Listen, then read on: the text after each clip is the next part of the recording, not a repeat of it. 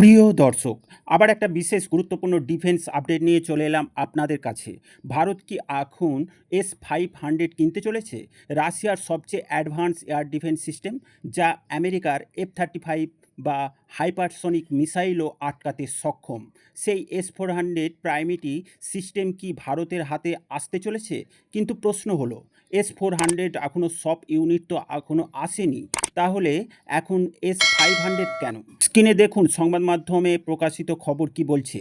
আজকের ভিডিওতে বিশ্লেষণ করব ভারত রাশিয়া এই নতুন সামরিক সমঝোতা, তার পিছনে ভূ রাজনৈতিক চালচিত্র এবং চীন পাকিস্তান প্রসঙ্গে ভারতের কৌশলগত হিসাব।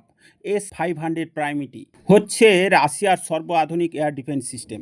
এটি শুধু ব্যালিস্টিক মিসাইল নয়, হাইপারসনিক গ্লাইড ভিকেল এবং পঞ্চম প্রজন্মের স্টেলথ ফাইটার পর্যন্ত ধ্বংস করতে পারে। 600 কিমি দূর থেকেও S-400 এর তুলনায় এর রেঞ্জ, র্যাডার, সেন্সার এবং ইন্টারসেপ্টরের ক্ষমতা অনেক অনেক বেশি। এমনকি এটি স্যাটেলাইট পর্যন্ত টার্গেট করতে সক্ষম বলে দাবি করে রাশিয়া। ভারতের জন্য এই সিস্টেম শুধু এক ডিফেন্স গেইন নয়, এটি এক স্ট্র্যাটেজিক ডিটেরিন্ট। ভারত ইতিমধ্যে রাশিয়ার S-400 সিস্টেম অর্ডার করেছে 5 ইউনিট, কিন্তু এখনও 2টো ইউনিট আসেনি। এর পেছনে রয়েছে পশ্চিমা নিষেধাজ্ঞা, সরবরাহের চেনের বাধা এবং রাশিয়া ইউক্রেন যুদ্ধের পরিস্থিতি। এমন অবস্থায় অনেকেই বলছে, যেখানে পুরনো সিস্টেমই এখনও আসেনি, সেখানে নতুন করে অর্ডার দেওয়ার দরকার কি?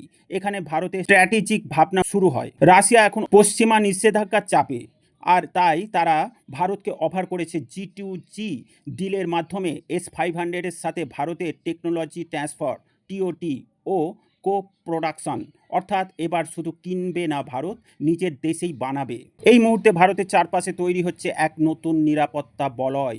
চীন LAC-তে আগ্রাসী হয়ে উঠছে, পাকিস্তান হাইপারসনিক মিসাইল নিয়ে গবেষণা চালাচ্ছে, আর বেজিং ও ইসলামাবাদ একসাথে জোটবদ্ধ হয়ে তৈরি করছে এক টু ফ্রন্ট থ্রেট। এর মাঝেই চীন নিজেদের S-500 ধরনের HQ-90 ও HQ-26 তৈরি করেছে এবং অ্যাডভান্স অ্যান্টি স্যাটেলাইট ক্যাপাসিটি অর্জনের চেষ্টা করছে।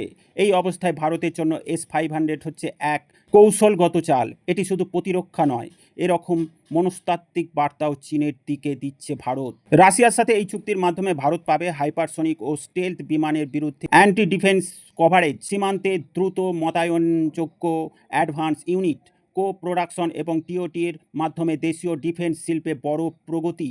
ভবিষ্যতে এশিয়ান এবং আফ্রিকাতে রপ্তানি পথও খুলে যাবে ভারতের কাছে, এবং সবচেয়ে গুরুত্বপূর্ণ, এটি ভারতকে যুক্তরাষ্ট্র বা ইউরোপীয় ইউনিয়ন ব্লকের সামরিক চাপ থেকে কিছুটা স্বতন্ত্র রাখে। তবে সব সুবিধার মধ্যে রয়েছে কিছু চ্যালেঞ্জ।